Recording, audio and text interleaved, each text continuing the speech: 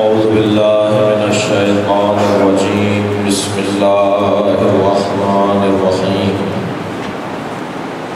الحمد للہ الذی لا يضر مدحته القائلون ولا يحصي نعماءه العاقلون ولا يعطي حقه المجتهدون الذي ليس لصفته خط محدود ولا نعت موجود ولا وقت معدود ولا أجل ممدود فطر الخلائق بقدرته ونشر الرياح برحمته الصلاة والسلام على الرسول المصدق المصطفى العجد المحمود الأحمد سیدنا و مولانا و مولا الکونین جد الحسن والحسین عانی ابو القاسم محمد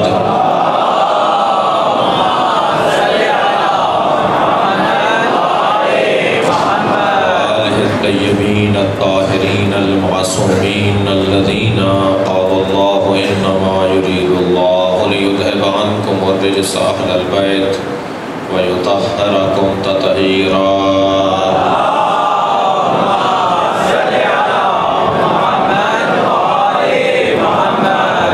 اللہ علی اعدائهم اجمعین من یوم عداوتهم الى قیام یوم الدین اما بعد فقد قال الحکیم فی قرآن الکریم بسم اللہ الرحمن الرحیم وَلِلَّهِ أَسْمَاءُ الْحُسْنَى فَادْعُوهُ بِهَا وَذَرُوا الَّذِينَ يُلْحِدُونَ فِي أَسْمَائِهِ سَيُجْزَوْنَ مَا كَانُوا يَعْمَلُونَ صلوات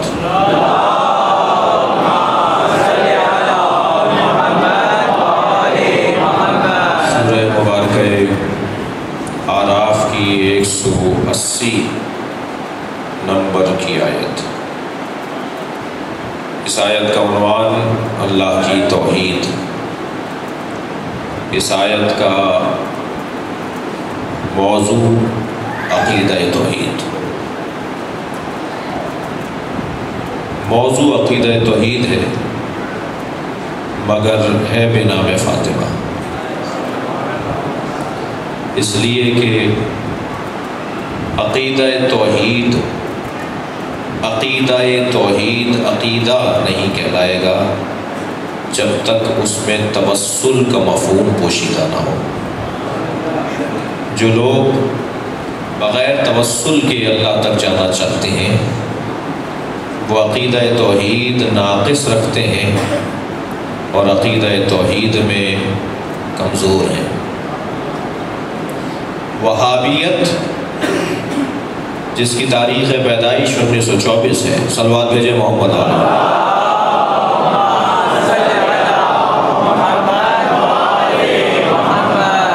سن 1924 میں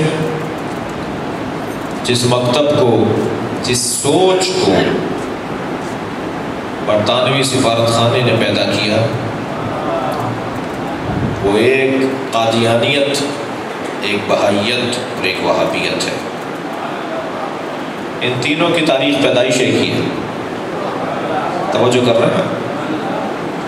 بہائیت بھی، قادیانیت بھی اور وہابیت بھی، تینوں 1924 کی پیدائش ہے۔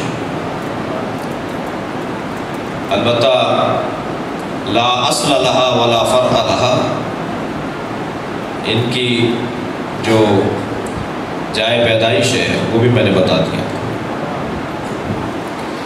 مسلمانوں میں اختلاف ڈالنے کے لیے، مسلمانوں میں گروہ بنانے کے لیے، تین مختلف ثقافتوں پر مشتمل علاقوں میں تین مسلک بنیاد گزار کیے گئے۔ فارسی زبان لوگوں میں بہائیت، اردو زبان لوگوں میں، پنجابی زبان لوگوں میں، اس خطے کے اندر قادیانیت، اور عرب دنیا میں وہابیت، تاکہ مسلمانوں میں اختلاف ہو۔ اب بہرحال جس کے پاس پیسہ زیادہ تھا اتنا ہی وہ پھیلا۔ قادیانیت اور پاس اتنا سرمایہ نہیں تھا، اگرچہ وہ بھی موجود ہے، بھائی بھی موجود ہیں، قادیانی بھی موجود ہیں، لیکن جتنی ترقی، جتنا پھیلاؤ، البتہ ترقی اسے نہیں کہتے، ایک محاورتاً تو ترقی کہتے ہیں اسے، کہ جتنا پھیلاؤ، جتنا بڑھاؤ وہابیت نے پیدا کیا اور کسی اور مسلک نے، سازشی مسلک نے پیدا نہیں کیا۔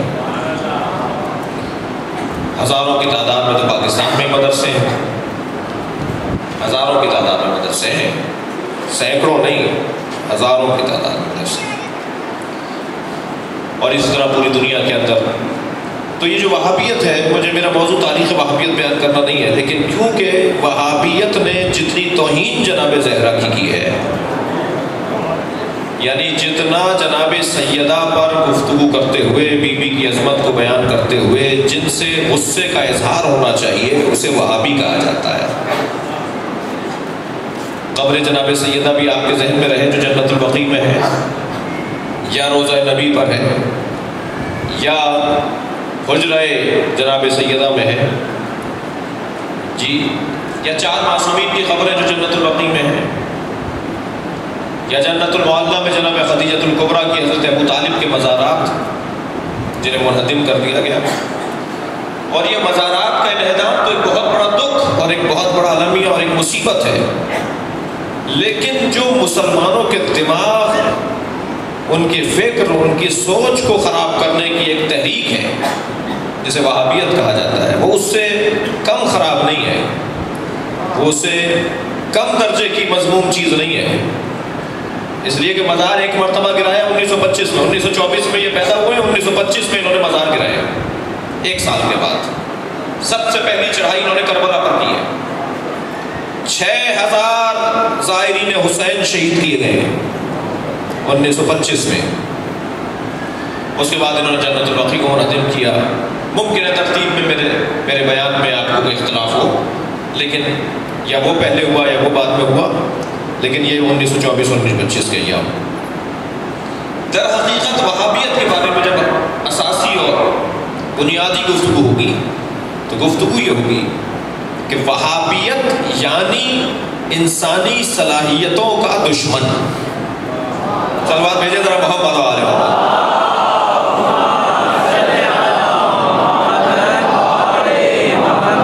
وہابی یعنی انسانی صلاحیتوں کا قاتل، جو دماغ کو افیون زدہ کر دے، جو دماغ کو نشہ آور بنا دے، جو دماغ کو جنونی بنا دے، جو اتنا جنونی بنا دے کہ وہ خودکش دھماکہ کرنے پہ تیار ہو جائے کہ اسے حوریں انتظار کر رہی ہیں۔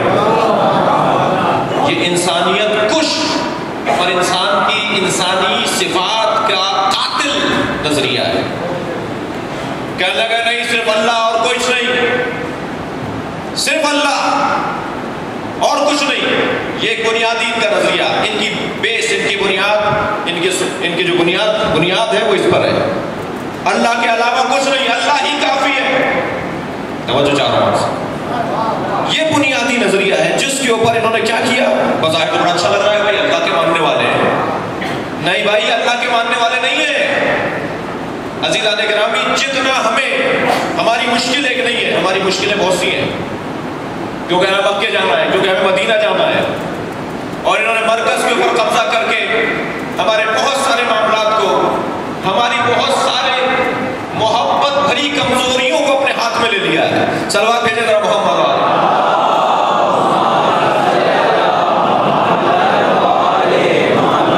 یہ جو کہا گیا کہ اللہ ہی کافی ہے اور ہمیں اللہ کے علاوہ کسی اور سے کوئی بات نہیں کرنی، اور اللہ اور اس کے علاوہ کچھ اور نہیں، بظاہر بہت اچھا لگتا ہے کہ بھی بہت اچھی بات ہے، اللہ کو پکار رہے ہیں، ہم سب اللہ کے لیے ہیں، ہم سب اللہ کی طرف پلٹ کر جائیں گے، ہمیں اللہ نے بنایا ہے، ہمیں اللہ کھلا رہا ہے، اللہ کے علاوہ کچھ بھی نہیں ہے، اللہ ہی نے نبی کو بھیجا ہے، اللہ ہی نے مولا علی کو کمال دیا ہے، جب چیز ہی اصلی اللہ ہے، بات بڑی اچھی ہے۔ لیکن اس کے ذریعے عزیزان گرامی جو انہوں نے بہت بڑا ایک خنجر گھونپا ہے پے کرے انسانیت میں، وہ یہ کہ جس اللہ کے نام پر یہ انسان کی صفات کے قاتل بن کر سامنے آئے، اسی اللہ نے آدم کے آگے سجدہ کروایا ہے۔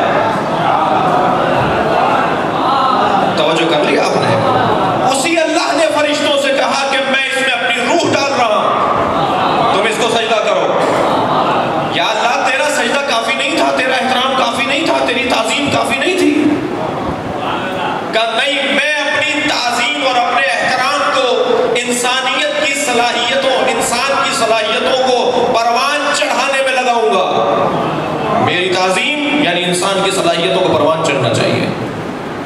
اسی اللہ نے کہا یا اللہ سجدہ بھی کروا رہا ہے تو فرشتوں سے,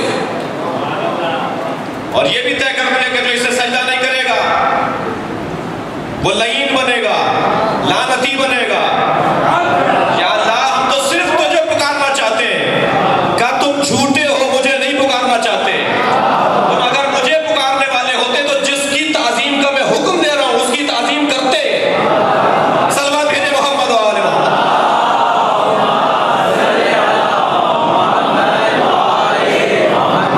لہذا اس نے ایک فارمولہ دے دیا, ایک دستور دے دیا, ایک اصول دے دیا کہ جو بھی جس کی تعظیم میں چاہتا ہوں جو اس کی تعظیم نہیں کرے گا وہ علیک لعنتی الی یوم الدین کا مصداق قرار پائے گا. اے شیطان, اے ابلیس, اب تیرے اوپر قیامت تک میری لعنت.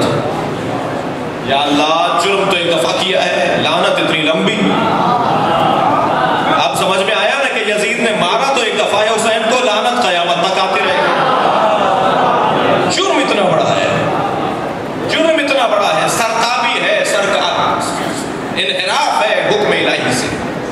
تو در حقیقت وہابیت انسانیت, انسان کی صفات کے قاتل ہے.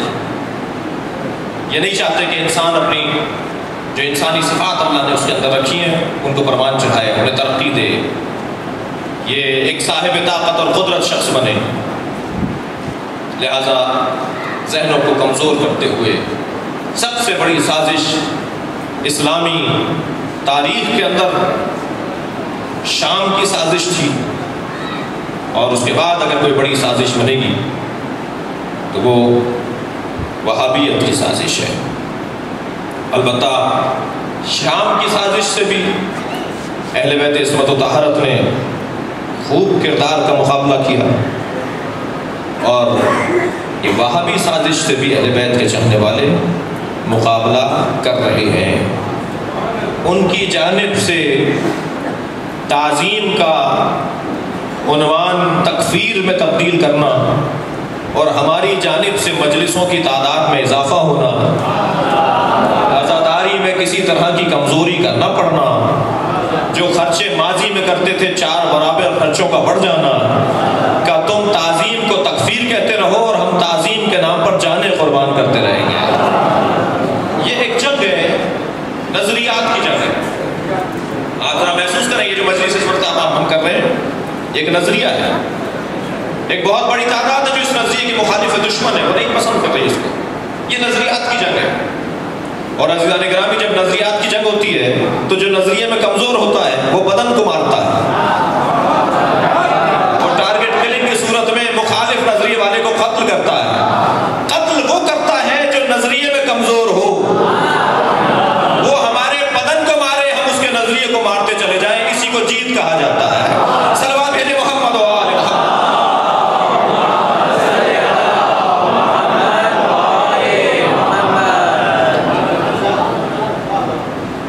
در حقیقت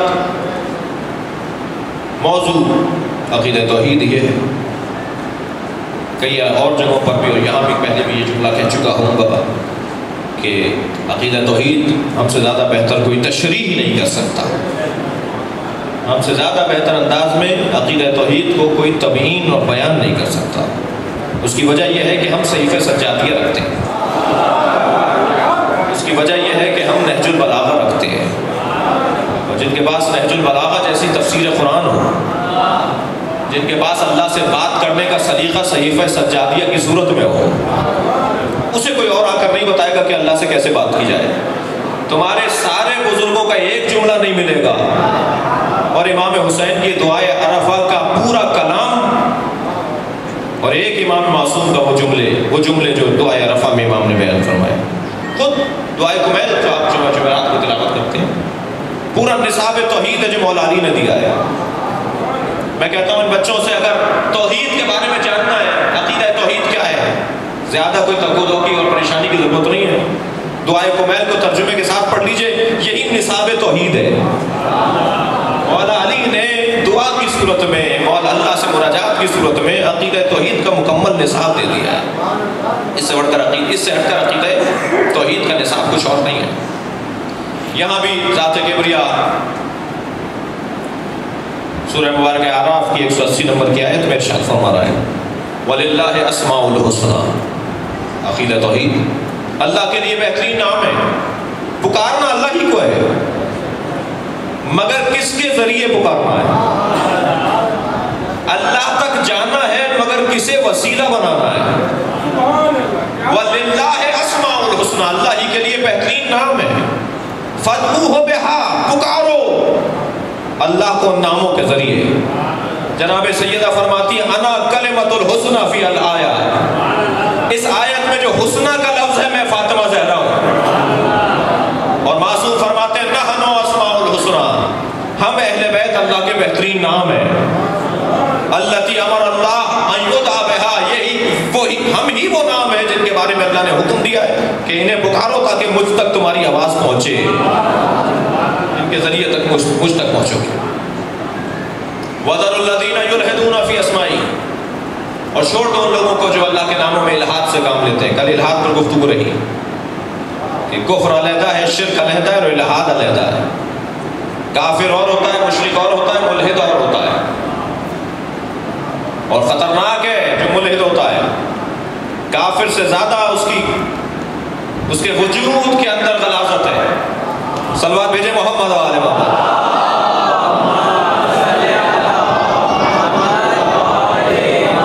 مشرک سے زیادہ اس کے وجود کے اندر گندگی ہے، اس لیے کہ ملحد ہے، یعنی جو وسیلے کا قائل نہیں ہے، جو اہل بیت کو نظر انداز، الحاد کرنے والا یعنی نظر انداز کرنے والا، جو اہل بیت کو وسیلوں کو نظر انداز کر کے اللہ تک جانا چاہتا ہے اسے ملحد کہا جاتا ہے، نظر انداز کرنے والا۔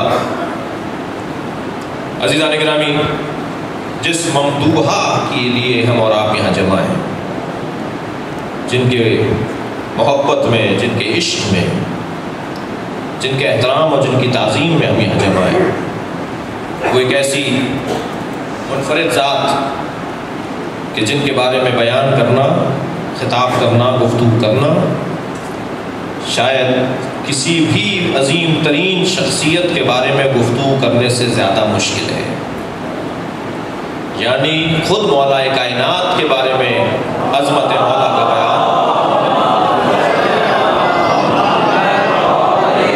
امام حسین کے بارے میں، سرکار امام حسن کے بارے میں، امام وقت کے بارے میں، خود نبی مکرم کے بارے میں جو گفتگو ہے اس کا بیان انتہائی مشکل ہے، بلکہ ہم اور آپ کے لیے ناممکن ہے، مگر ان ہستیوں میں بھی جو سب سے زیادہ مشکل موضوع ہے وہ جناب سیدہ کا موضوع ہے، اس لیے کہ جسے سرۃ اللہ قرار دیا جائے، توجہ میری طرف رہے، جسے اللہ کا راز قرار دیا جائے، جس ذات کو شب قدر قرار دیا جائے، اور خود فرمائے انا لیلۃ القدر وما ادراک ما لیلۃ القدر، میں شب قدر ہوں، تمہیں کیا پتا کہ شب قدر کیا ہے؟ جس کی ذات بھی مجھولہ ہو، جس کی قبر بھی مجھولہ ہو۔ دیکھیے جب راز ہے تو راز ہے، وہ زندگی کے بعد بھی راز رہے گا، بظاہر شہادت کے بعد بھی راز رہے گا۔ جب اللہ کا راز قرار پایا، جب طے ہی ہو گیا کہ بی بی راز الہی ہے، سر پروردگار ہے، تو زندگی کے اندر بھی پہچاننا ممکن نہیں ہے، اور زندگی کے ظاہری زندگی کے بعد بھی بی خبر معلوم نہیں ہوگی، اس لیے کہ راز ہے، اور راز صرف رازداروں کو پتا ہوتا ہے، لہذا معصومین کے علاوہ کسی کو نہیں پتا کہ بی بی کی قبر کہاں ہے۔ مجھولۃ قدرها ومجھولۃ قبرها، جس کی قدر بھی مجھولہ ہے، جس کی قبر بھی مجھولہ ہے، اس لیے کہ صفت اللہ ہے، اللہ کا راز ہے، اور اس لیے مشکل ہے ان کے اوپر گفتگو کرنا کہ میرے محترم سننے والوں، جن کی عظمت کے اوپر نبی مکرم نے انہیں اپنا جز قرار دیا ہو، بضعۃ منی، میرا جز ہے، جز نہ ہو تو کل نہیں بنتا، توجہ کر رہے ہیں آپ؟ یہ مائی کے کل ہے، بہت ساری چیزوں کا مجموعہ ہے، ایک چیز بھی کم ہو جائے یہ اپنا کام چھوڑ دے گا، توجہ چاہ رہا ہوں آپ سے. اگر ایک اس کا جز بھی کم ہو جائے، جو بھی اس کے حصے ہیں، تو یہ اپنا کام چھوڑ دے گا. جز مکمل کل ہوتا ہے. میں اور لفظ بہتر کروں، جز مکمل مکمل ہوتا ہے. ایک لفظ ہے مکمل، ایک لفظ ہے مکمل. مکمل زیر کے ساتھ، مکمل زبر کے ساتھ. جز کو کہتے ہیں مکمل، اور جب یہ جز مل جائے تو اس پورے مجموعے کو کہتے ہیں مکمل. لہذا ہم کہتے ہیں عمارت مکمل ہو گئی. مگر جب عمارت کے اجزاء مختلف رکھے ہوئے ہوتے ہیں تو ہم نہیں کہتے، لیکن کہا جا سکتا ہے کہ یہ مکمل عمارت ہے. بھئی یہ لگاؤ گے تو عمارت مکمل ہوگی. نبی کیا فرما رہے ہیں؟ فاطمہ تو بضعۃ منی، فاطمہ میرا جز ہے. یعنی اگر میرے وجود کو مکمل دیکھنا ہے تو فاطمہ کے ساتھ دیکھنا پڑے گا. اچھا، فاطمہ تو بضعۃ منی، فاطمہ میرا حصہ ہے، میرا جز ہے. یہ کس کا جز ہے؟ جتنی عظمت پیغمبر روشن ہوگی اتنے ہی جز پیغمبر کی عظمت روشن ہوگی. جتنا نبی مکرم کا مقام اور عظمت میرے ذہن میں روشن ہوگی، اتنی جناب سیدہ کی عظمت بھی روشن ہوتی چلی جائے گی. پروردگار عالم نے 4 لاکھ سال پہلے دنیا کی خلقت سے حضرت نبی مکرم کو خلق کیا. 4000 نہیں، صلوات بھیجے محمد والے. مل کے صلوات ہدیہ کریں.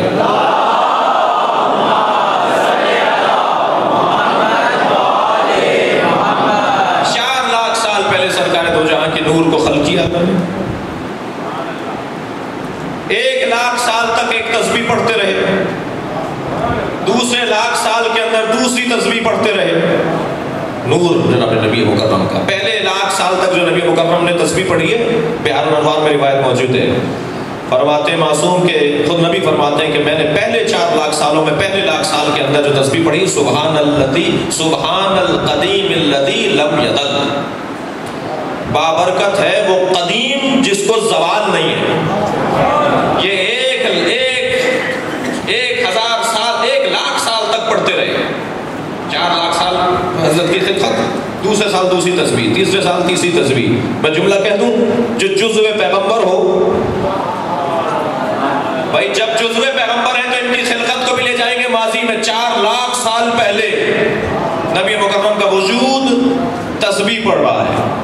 اور جب 4 لاکھ، توجہ ہے، تھک تو نہیں رہے، جب 4 لاکھ سال کا دورانیہ گزر گیا سرکار دو جہاں کی انوار کی نور کی کیفیت سے، اور عالم نور سے عالم مادہ کے اندر تشریف فرما ہوئے، تو سب سے پہلے جب قدم رکھا ہے عالم مادہ میں تو سرکار کی پیشانی پر پسینہ آیا، اور وہ جو قطرے ٹپکنے لگے، ہر قطرے سے اللہ نے ایک نبی بنایا. صلوات بھیجے ذرا محمد و آل محمد.